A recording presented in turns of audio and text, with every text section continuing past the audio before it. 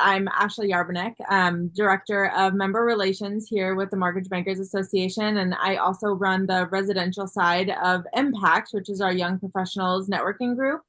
And John and I created this Spotlight Award. We got together a couple months ago and thought that this would be a really good idea for just to be able to spotlight the young professionals in our industry who are really making moves and going above and beyond, whether that's in their own organizations or in the industry as a whole. And yeah, when I saw your nomination come in, and I think John can attest to this, we were really impressed with everything that you are doing with Stairs Financial. And I would love to really just hear what your company is, what it does, what it's doing for the industry, and your journey. I really want to spotlight you as a young professional. I mean, that's what this award is all about. And Just to introduce myself, John McMullen here. I'm the Senior Policy Specialist of Residential Policy and Strategic Industry Engagement. And I would like to say congratulations again for being spotlighted. I felt that when we were looking at your application, that you exemplified all the qualities and characteristics of a young professional who is moving and shaking and doing exemplary work in the industry. And it should be someone that ought to be spotlighted. When Ashley and I we sat down Thank some you. months back, yeah. We were like, there's going to be a shift in the next 20 years. A lot of the baby boomers, Generation X, are going to be planning about retirement or just falling out of the workforce. And who's going to be the next set of leaders that's going to be taking the banner? Many of those people are working day in and day out with their heads down. No one really knows who they are. Yeah. But with our resources, we can leverage that and we can put you on the news link and on our Wisdom Wednesdays platforms where the echo chamber can see exactly who these next leaders can be. So this is a great opportunity to network, expand your social capital, and also be positioned for continued career success. And having said all of that, the question that I have is, so what inspired you to get into the mortgage finance industry? Yeah. I think that when earlier in my career, I remember I had a conversation with my mom. And I had gone to college, I had a good job, I had, was starting to save. And she asked me kind of, casually, so like, are you ready to buy a house? Like, well, when are you ready to do this? And I wanted to buy a house. It was really important. It's my number one financial goal. But it felt so hard. Naturally, affordability is a huge problem, still today in the industry. And, Mhm. home prices have risen considerably while wages have remained comparatively stagnant. But my mother, told me about my grandfather, who was one of the first Black homeowners in his county, in Greene County. Mm. And this is in Alabama, rural Alabama. Oh, wow. So he served in World War II. He then got a loan from the GI Bill to buy a house, 1951, 52. And the wealth he created from that, not only, put a roof over my mom and my uncle's heads, but also that's how we entered the middle class, right? And so, she told me about the importance of that sacrifice. And then obviously, she raised me as a single parent school teacher. And so when I was around, she bought an apartment right here in New York City. And the wealth that she created from that investment, helped put me in the position to have the opportunities that I've had in my life, right? So to your question, right, as far as, the next generations, how are we going to be able to partake in that? How are we going to be able to have a chunk of that American dream? That's what inspired me and the rest of the team here at Stairs to sort of start our journey and building a platform that's designed for these first-time home buyers and helping them educate and find mortgage solutions that make home affordability a little bit easier. Yeah. That's great. Definitely great to hear. And so it appears that you have long had a baseline knowledge of the importance of home ownership, particularly people in the community of color, those World War II veterans. Once they exited the war, they were given GI benefits, and one of those beneficiaries was my grandfather as well. He bought some Oh, property. wow. Yeah, yeah, in Georgia. This was back in the late 1940s, maybe early 50s as well, and literally built Okay. the house by hand. It was about 5 bedrooms. He had 4 kids and some dogs, and had his own produce out in the side on 2 acres of land. and the house is still standing. And so we're having a debate with one of my aunts about keeping it because the importance of maintaining your land when there's a lot of development going on. I'm just trying to make her Absolutely. understand that. But I too understood early on that a house definitely has a lot of more benefits than just building wealth, but it's a place of security. It's a place where all things kind of happen. It's where the soul of things happen. And so the fact that you're creating a business that is specialized specifically in that, I think it's really, really good. Really good. No, and Now, I think it also speaks to, some of the sad statistics that we see as far as, this, the millennial and Gen Z generation, but also, more specifically, right, Black, Latino, and Asian home buyers still lagging, their white homeowner, counterparts, right? And so, I'm glad that we're starting here and that we're starting with this conversation, but, ultimately, our work here at Stairs is really designed to try to narrow that gap and designed to try to create, more homeowners in our generations, kind of in a similar way. Loved for you to go into your background a little bit before founding Stairs Financial. What did you do before founding a company? Yeah. So I started my career as a management consultant. And so I worked mostly for banks, finance companies, and it was sort of like a general strategy role. It was a great first job out of college because I could work with executives and work with senior folks to try to understand what are the big problems that they're trying to solve, how do they think about solving them. But even, then, and this was, my first job out of college, I knew that I wanted to be those guys, right? Like I wanted to, to be the executive, the business builder, who was trying to solve these problems. And so I liked finance and I liked, banking and I liked those things. But I also liked technology. And so I ended up working for a couple of technology companies that served large corporations. But in my first job after consulting, I knew I wanted my own book of business. I knew I wanted my own clients, my own customers. I wanted control, over, how we think about marketing and working with the product team. And I think that was important for me to realize the value of like standing on your own 2 feet. yeah. And look, and not every, and not every quarter was pretty, right? I had some good quarters and some less good quarters. But part of what that taught me, is how to stand on your own 2 feet, right? And how to advocate for myself, both within an organization and outside, of the organization, right? And so that's kind of like where I learned to build a book business. So that in those sort of large technology companies. And then I joined a venture capital fund. And at that fund, I was a founder in residence. And at that fund, I had an opportunity to kind of think deeply about a problem that I wanted to go out and solve. So it's really, white space, strategic kind of stuff. And then eventually you have to pick something to dive in and then go out and try to solve it. And for some of the reasons that, I was sharing after John's question, pretty quickly, I zeroed in on home ownership.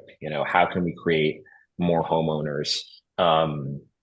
And it's a really hard problem, as I think, all of us in the industry know. But at the same time, what I liked about that time and about that job is that it gave me room to introduce myself and talk to all of the different stakeholders in home ownership. So I talked to lenders, I talked to loan officers, I talked to real estate agents, I talked to mortgage brokers, I talked to home builders, I talked to home buyers as young as 19 and as old as in their 60s or 70s, to really just try to get an angle around all of the different problems and all the different opportunities in this industry. And ultimately, one of the things that, sort of our key moment, our key insight was that, so many home buyers only really knew one mortgage product. They knew a 20% down, conventional mortgage, right? That's the only product they knew about. And so, and then once, talking to industry, and I even left out like regulators and policy folks, because I talked to those guys too, I realized there were, many, many, many hundreds, thousands of different mortgage programs and products available. And so that disconnect between like all of these folks who are creating all these awesome programs with down payment assistance, closing cost assistance, special purpose credit programs, mortgage credit certificate, all of these benefits just weren't translating to people who need them. Yeah. And so having the time to think about that problem and ultimately, talk to not only, experts, but just everybody I could around the ecosystem led us to that insight. And that's, how we started building this mortgage platform that's, specialized on those mortgage products that helps get new folks into homes. So yeah, and that's when I started Stairs, and now I'm here. Can you go into a little bit about what actually Stairs Financial does?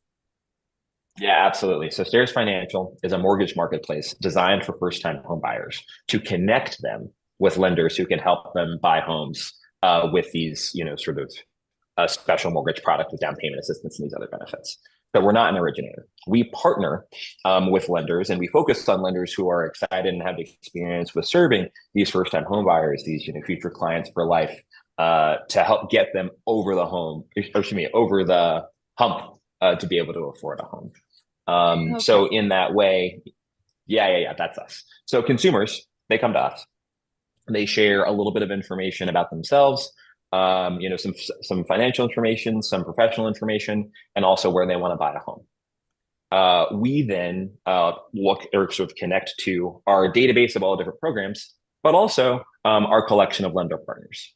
And then we show the consumers, hey, this lender can help you buy a home with this loan program. And if you do it, you can get $10,000 of down payment assistance. And so then they connect with the lender to originate the loan. So that's Stairs. Got it. Well, I will No. definitely be coming to you because I am going to be a first-time home buyer in the next, let's say, year or so. And I love need it. Congratulations in advance. There you go. We have another client. That's awesome to hear. First off, really exciting for you. Congratulations. And second of all, yeah, absolutely. That's exactly, you are the kind of person we're trying to help get into a home. So would love for you to check it out, stairsfinancial.com. Yeah. On this platform, Wisdom Wednesdays, we discuss a lot about mentorships and its importance, particularly in career trajectory. Have you had mentors or role models that have influenced your career in a deep, profound way? And is there anyone that comes to mind when you think about some of the things that you've done? Yeah, absolutely. And so mentorship is probably where it starts, right? I think having a strong relationship with strong mentors, it kind of helps you understand what's possible and help you understand, how to achieve it, right? I think I want to call out Dave Eisenberg, who is one of the investors in our company, who previously built a real estate company in the prop tech space. And so, naturally, right, he is, quite literally invested in our success. But before he ever invested in the company, he was helpful for making introductions for us, helpful for problem solving for us, and helpful for, making really close connections for us in the industry.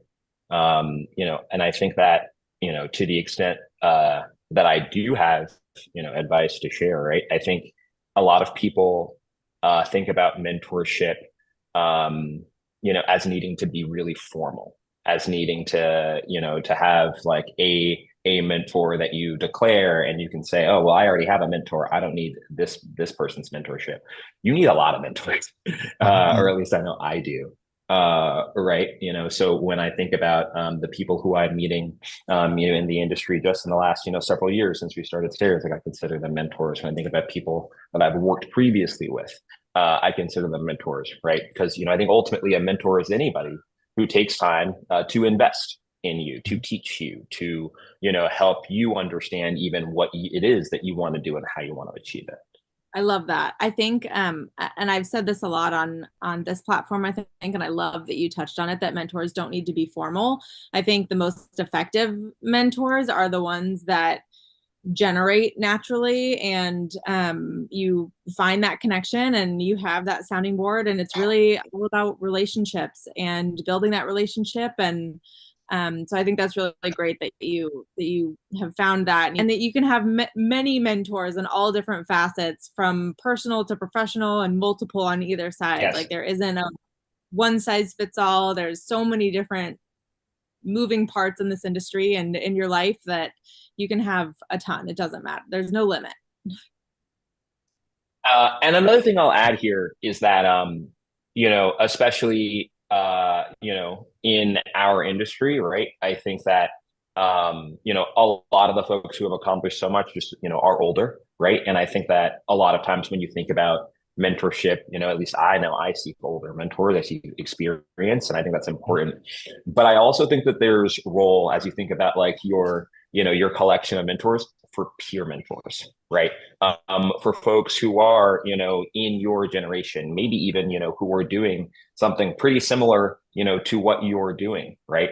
I know that, like as a technology company, right? Like I have a lot of founders who are my age and who are working also in real estate who I consult with. I think about a lot of, our clients and our partners, right? Like, sure, we provide a valuable service to them, but also part of that partnership is learning, right? And so like there's a lot of appetite for peer mentors as well. And so, as I think about, okay, am I engaging, my network? Am I engaging, my collection of mentors actively and effectively, right? It's really easy, to reach for, the CEO with 30 years of experience, right? But we also have to remember to kind of, accompany that with the peer mentor, right? Because sure, there might be less experience there, but there's probably like a little bit easier of a connection there, right? There might be, it might be somebody, where like for a more senior mentor, you want like the 30-year career vision. But for a peer mentor, it's like, look, like, what are you doing right now with like your lead list? Like, how are you building like your brand right now? Like, you just got a promotion. That's awesome. I would like to put myself forward for a promotion. How did you do that, a month ago versus, how did you do that 20 years ago? There's room for that as well. Yeah. That's such a cool perspective. I haven't actually Thank ever you. like heard or like thought of the peer mentorship before, but it's so true, right? Like you said, there's definitely the time and place for that 30-year goal setting mentor and career goals, and looking 10, 20 years down the road. Absolutely. And it's really good that so many of those people in our industry are so willing to give back as well. But like you said, there is appetite for the peer-to-peer mentor. I mean, I think about just my friends in the industry that are my age. I call on them all the time, and I don't necessarily consider them a mentor per se, but Sure. they're my friends making moves in the industry, and I look up to them or I admire what they're doing. And yeah, I mean, asking for what are they doing to move forward in their career? How did you have that tough conversation with your boss that you just had last month? Or what did you do to prepare for that? Like little things like that, I think can be really, really impactful for the young professionals and in the mPact community. So that's a really great perspective. Awesome. Yeah. So talking about mentorship and peer mentorships and just falling in line. So how do you adapt and integrate yourself in a traditionally white work culture? Has that been any of the discussion Yeah. topics with your mentors? I'm not going to say it hasn't been a challenge, right? I think that, ultimately, this is an industry that is traditionally pretty white. Yeah. I would say that, however, part of the luck or success that we have been able to have is to find champions who understand not only that there are problems in this industry as far as Black home ownership and things like that, but also that there are problems in this industry as far as creating space for professionals, who look different than them, right? And I think that it's really about finding champions. And I've had a handful of conversations, where the first 25 minutes looks standard and looks professional, and the last 5 minutes is, hey, I understand that this is a tough spot. I understand that, as a Black founder, you're going to look different than some people in the room, and therefore, here's how I'm going to go above and beyond. Here's an introduction that I can make for you because I'm rooting for you to win. And I think that that's something that I've been really touched and really truly appreciative of, is the support, and frankly, right, like, I don't want to pat you guys on the back too much, but this is a similar kind of thing, right? Like, you guys are giving me, this spotlight, and I hear that and appreciate that, and that's going to make my job a little bit easier to work in this industry. I love that. Well, we're very happy to have you on. And one more question as we close out. So Dave Stevens, one of the industry's leading experts for all things mortgage finance, had passed away. And there was some tributes that were taking place on the IMB conference in New Orleans this past month. And there was an encouragement, particularly for young professionals, to start using their voices, their platforms, to kind of speak on different trends that are happening in the industry. So I want to ask you the question now. What are some of the emerging trends or challenges that you foresee happening in the space that may be a prevention towards affordability, or anything that you think that would be quite interesting to discuss in these last few minutes that we have to talk? No, absolutely, right. And so forgive me, right, because this is my pet issue. But the biggest issue, I think, in home affordability is in having enough finance products and having enough, frankly, financing designed for first-time home buyers. We are a generation, the millennial Gen Z generation. I believe that ultimately the 20% conventional mortgage is not going to be how most of us buy homes. We're actually already seeing that today, right? So the average first-time home buyer in America puts down somewhere between 7 and 8% of a down payment on a home, not the 20 that we hear about, right? And I give the industry a lot of credit for creating these new products and these new programs to help fill this gap. But we need more, and we need more folks dedicated to understanding and dedicating to originating and underwriting this generation of folks with these new programs.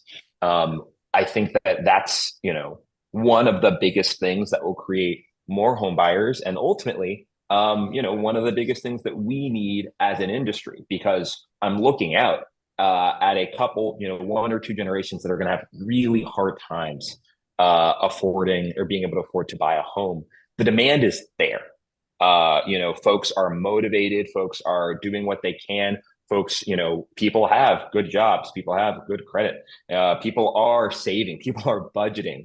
And I think that, in the media, there is this perception that maybe, young people aren't working hard enough, or they just, need to kind of, get figured out, or cut out a Starbucks cup of coffee, right? Well, guess what? We're doing it. We're cutting it out. But ultimately, we as an industry need to kind of meet these young buyers halfway. And one of the ways that we can do that is, increase the investment, increase the onboarding of these new programs. And ultimately, then, we'll see the response from mortgage investors and the response from the government, because obviously, that's a piece of this pie too, to create more of these opportunities for folks to invest in, and to create, the sort of win-win outcome that keeps our industry strong and creates more home buyers. Awesome. Thank you so much. Yep. Very comprehensive. I'm glad. And thank you guys so much for having me. I really appreciate this recognition, and it was so awesome to talk to you guys. Likewise. Yeah, thank you so much for being here. I really appreciate it.